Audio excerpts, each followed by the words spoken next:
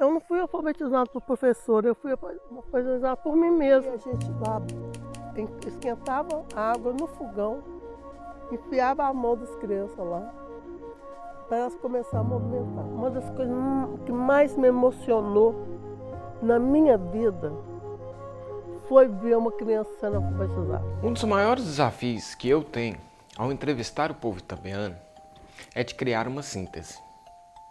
Eu poderia facilmente converter todas as entrevistas em um único documentário, mas eu perderia momentos de grande valor para aqueles que desejam relembrar fatos do passado e para as futuras gerações que desconhecem a origem do Itambé. Assim foi ao decupar a entrevista de Hélia Ventura, a primeira pessoa que me apresentou Santo Antônio do Itambé através de seu livro, Costurando Histórias e Tecendo Lembranças. Por isso, sua entrevista será dividida em 2 episódios. O primeiro, vamos vivenciar sua luta para conseguir estudar, seus desafios como professora aqui em Itambé e sua glória como jornalista lá em Belo Horizonte.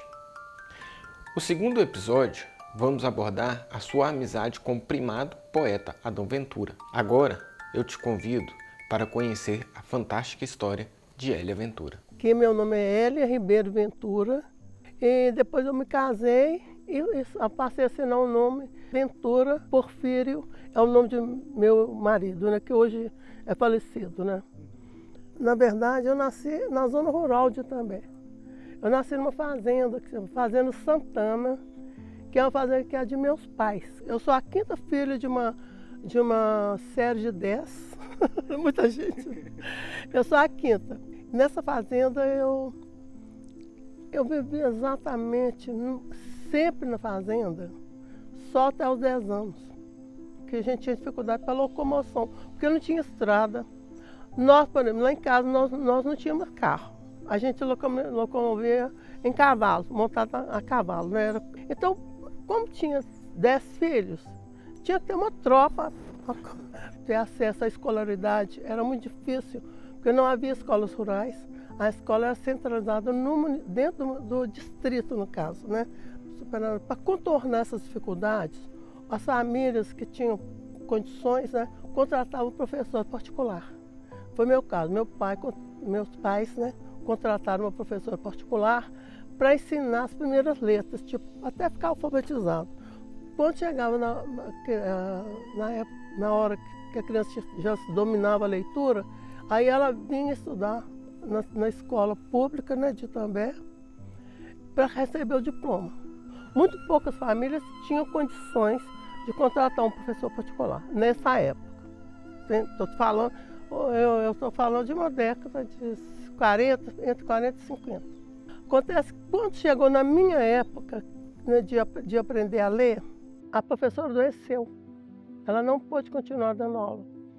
E eu estava numa fase assim, alucinada para ler, porque meus irmãos já liam. Tem 5 acima de mim, né? E eu fiquei muito assim angustiada de ver que eles pegavam um livro e liam, e eu não conseguia. Nessa época eu tinha por volta de 6, 7 anos. E foi aí que eu peguei carvão, escrevi as palavras, o que eu via minhas irmãs escrevendo, tentava copiar, aprendi meu nome, e minha mãe ajudando. Eu falo assim, eu não fui alfabetizada por professor, eu fui alfabetizada por mim mesma, catando papel de cigarro no chão, jornal que vinha embrulhando as gêneros que comprava no comércio, vinha o jornal, eu lia, eu perguntava à minha mãe, que letra é essa? E eu ia soletrando até aprender. Resultado, eu fui sozinha, comecei a ler sozinha. E nessa altura, minha mãe vendo que eu já sabia ler, que eu já estava escrevendo no meu nome, ela me mandou para a cidade. E eu fui para a casa de um tio. E eu fiz o curso primário. Fui fazer o curso primário, que eu nunca tinha frequentado uma escola. Aí eu cheguei, eles aplicaram em mim uma prova para testar meu conhecimento. Aí a diretora falou assim, ela não pode entrar na 1ª série. Ela tem que entrar na 3ª série. Porque ela já estava com um nível de conhecimento muito grande. E eu fui direto para o 3º ano e fiz normal, né? Fiz 3º ano, 4º. A Dona Teté foi minha professora, Dona Sebastiana Magalhães. A primeira foi Dona Terezinha Santos, foi minha primeira professora. Então, aí nós terminamos o primário, né? Eu tive que voltar para minha casa na roça, porque não tinha condição de estudar. Porque nessa época o ensino era pago.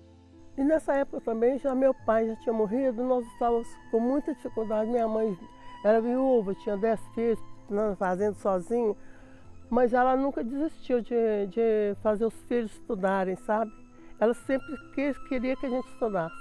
Então ela pedia bolsa de estudo, escrevia para governador, para presidente, que ela nem sabia quem era, pedindo uma bolsa de estudo para os filhos dela. Aí ela descobriu uma escola perto de Diamantina, que era uma escola para moças, né? Formação de professora, e minhas irmãs foram estudar. Mas eu ainda era menor, eu fiquei esperando a minha vez. Esperando, doida para chegar a minha vez, mas minha vez não chegava. Aí depois eu descobri uma escola pública em Diamantina, que chama Escola Normal Oficial. Eu fui fazer exame de admissão lá. A escola de Itambé, ela era uma escola muito avançada para a época, sabe? Eu saí da escola de Itambé, fui fazer admissão em Diamantina, passei num dos primeiros lugares. Eu estudei em Diamantina, eu fiz curso normal, professora normalista, que chamava. Eu voltei para Itambé para ser professora. Quando eu fui professora aqui, era uma cidade muito pobre. O que aconteceu? Em um determinado período, foi fazer o recenseamento do município. O IBGE faz recenseamento, não é o UOL que faz recenseamento. Eu não sei se ele estava sem dinheiro, sem verba para fazer o recenseamento, mas tinha que fazer. Aí o governo do estado ofereceu às professoras primárias para fazer o recenseamento. Em vez de pagar recenseadores, e chegaram no período de férias, né, escolares, mês de janeiro, nós tivemos que fazer recenseamento e não recebemos nada por isso. E eles lotearam assim, o município, né, por áreas. E cada uma ficou com uma determinada área. Eu cheguei numa casa, os meninos eram meus alunos. Nessa família, essas crianças eram meus alunos. E o Estado, né, tinha tal caixa escolar, dava uniforme para as crianças. Um uniforme de péssima qualidade, um paninho assim, ruim, sabe, aquele paninho feio. Mas porque as crianças não tinham condição de ir com as roupas dela, e nem condição de comprar o uniforme. Com uma camada, né? Essas pessoas mais carentes, né? E meus alunos vinham para a escola com essas roupas de uniforme. E eu conhecia eles assim. Eu conhecia aquelas crianças com aquele uniforme da escola. Quando eu cheguei na casa dessa família, devia ter umas 4 crianças lá, e a mãe. Todos estavam nus, vestidos, só sem nada. Tinha uns que estavam com um saco chama saco de sopa, enfiava assim mas quase todos estavam. Quando eles me viram chegando, eles correram, esconderam atrás das bananeiras, atrás do forno de fazer farinha. E foi assim, uma coisa assim, tão chocante para mim, porque eu nunca tinha visto aquele nível de carência, sabe? Porque na escola eu estava vestido, pelo menos se era uma roupa de qualidade boa, mas era uma roupa normal, né? Cheguei na casa, a mãe estava nua. A mãe fazendo farinha. E aí as crianças todas estavam nuas.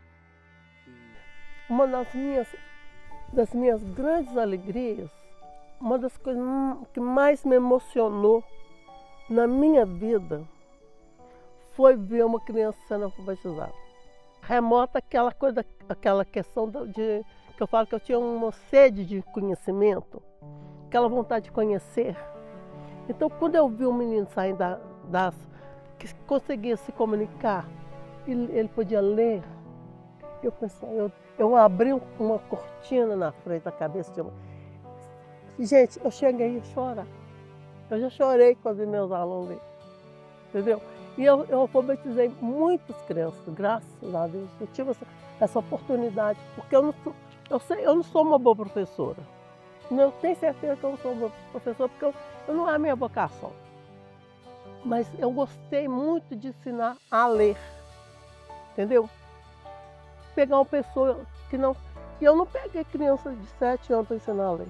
Eu peguei 15 anos, eu peguei de 20 anos, porque muitas pessoas aqui com 15 anos, com 20 anos, nunca tinham ido na escola. Fazia muito frio nessa época. Elas chegavam na escola com as mãos duras, frio, regeladas. E a gente lá esquentava a água no fogão, enfiava a mão das crianças lá, para elas começarem a movimentar. E depois elas começaram. E eu ensinei muitas crianças que tinham essas carências. E eu vi essas meninas escrevendo carta, lendo livros de história. Aquilo assim, eu sentia muito feliz. É uma coisa assim que me deixou tão realizada quanto escrever uma boa reportagem. Entendeu?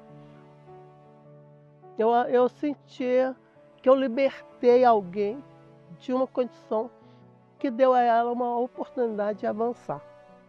Entendeu? Que eu acho que o ser humano tem necessidade disso. Nós não nascemos para ficar inerte, parado. Todo mundo tem que ter uma oportunidade para ele crescer na vida, para ele avançar, fazer o que ele quiser. Sabe? O livre-arbítrio. Certa vez veio uma equipe da Secretaria de Saúde aqui no Itambé, veio vacinar as crianças. E veio um médico e um enfermeiro. E professora, na minha época, fazia de tudo. Nós fazíamos qualquer coisa comunitária, a gente participava. E eu fui ajudar a vacinar, organizar, né? Participei da equipe. Mas eu participei assim, despretensiosamente. Não tinha nada a ver com saúde. O médico chegou perto de mim e falou assim: nossa, você tem muito jeito para ser enfermeira. Aí eu falei, eu não tinha a menor vontade de ser enfermeira. Mas ele falou assim, mas também eu acho muito absurdo uma moça como você ficar num lugar tão longe da civilização. Mas você tinha que estudar mais, sabe? Eu vou arrumar uma bolsa de estudo para você. Ele mandou a bolsa de estudo para mim, mandou tudo para eu estudar, enfermagem. Ele falou assim, quando você fizer enfermagem, eu sou professor da medicina, você vai fazer medicina. Não era o que eu queria, mas assim, mas eu ia com tudo pago, ainda tenho um salário, estudando. Aí minha mãe falou assim, negativo, não vai não. Aí eu também larguei aquilo, falei, minha mãe não quer que eu vá. A gente obedecia os pais, sem questionar, porque hoje assim, eu vejo meus filhos me questionam muito, meus netos questionam os pais deles, não aceitam, mas eu aceitei, tranquilo. Mas aí não foi doloroso para mim. Esse foi Belo Horizonte. Foi frustrante. Meu olho estava sempre em um outro grau de estudo, que eu não queria parar naquele nível que eu estava. Então eu pedi à minha mãe se eu podia ir para Belo Horizonte fazer vestibular, sabe? Estudar, continuar, que eu queria fazer comunicação, jornalismo na época. Eu tinha vontade de conhecer o mundo, eu queria descobrir as coisas, contar para as outras pessoas alguma coisa interessante que eu descobri. Tinha essa necessidade de comunicar, tá entendendo? Mas minha mãe não permitiu. Porque ela achava assim, que eu era muito nova, né? E que eu ia morar em Belo Horizonte, era uma coisa assim perigosa, para uma mocinha da minha época sair sozinha, e ela não permitiu. Eu sentia muita frustração de estar aqui no Itambé dando aula, porque eu queria estudar. Sim. Mas eu era feliz, eu não fui infeliz. Não vou falar que porque eu gostava do que eu fazia. Não amava ser professora, mas gostava das crianças. O mundo chamava. Eu sentia uma necessidade de comunicação, eu queria ler, eu queria ter acesso às informações, que era uma coisa fundamental para mim. Aquilo nasceu comigo, você está entendendo? Mas minha mãe não deixou, não adiantou. Sim. Só que nesse tempo minha mãe morreu. Ah, Logo depois minha mãe morreu. uhum. E quando minha mãe morreu, ela morreu em novembro. Em fevereiro eu estava em Belo Já Horizonte. mudou. E fiz vestibular e passei. Era um... Fiz vestibular da Federal, da UFMG, e passei em comunicação, que era o que eu queria. Aí eu entrei para a faculdade, né? Aí já estava no meu meio, gostei. Amava ser, né? Fazer aquilo que eu queria. Bom, aí nossa família toda mudou para Belo Horizonte, porque meus irmãos estavam todos na época de fazer vestibular, né? Só um dos irmãos, aliás, um era casado e o outro não queria sair daqui, quis ficar morando na fazenda. Aí os outros irmãos, nós fomos para Belo Horizonte, aí nós alugamos um apartamento, montamos uma casa, né? E aí a casa estava toda pronta, já estava tudo arrumado, nós não tinha coisa para fazer café, equipamentos para fazer café.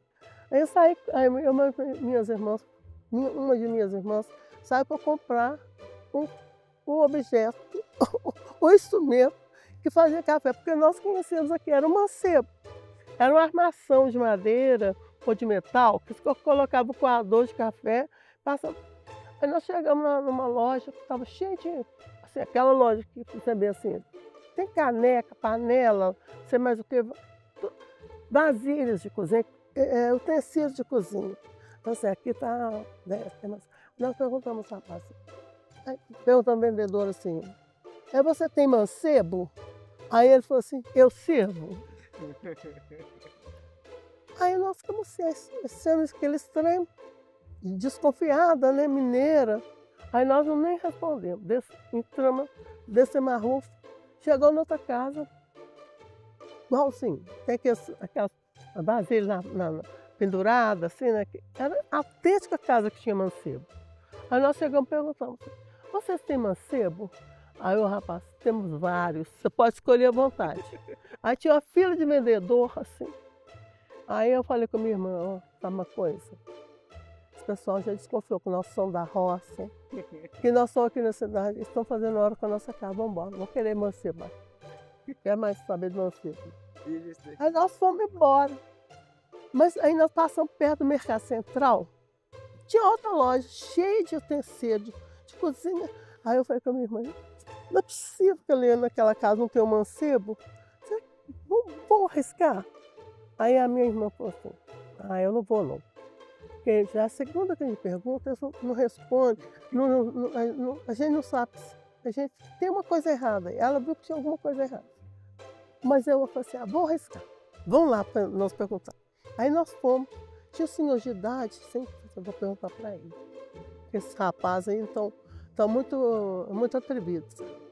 Estou fazendo muita hora com a minha cara. Aí nós perguntamos a um senhor de idade, um velhinho. Aí eu perguntei assim, o senhor tem mancebo? Falei baixinho, o senhor tem mancebo?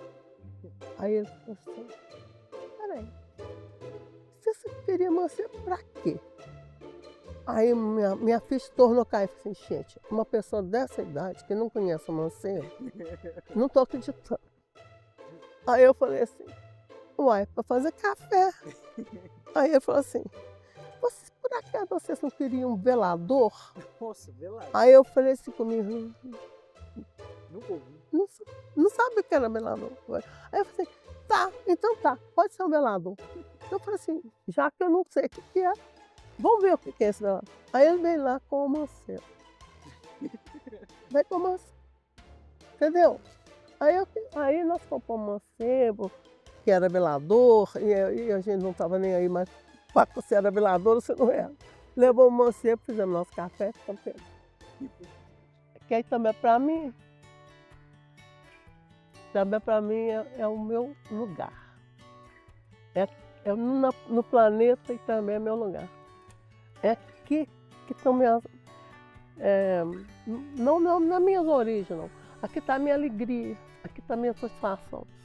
Aqui eu gosto, tudo que eu vejo aqui me faz bem. Então, e também é isso.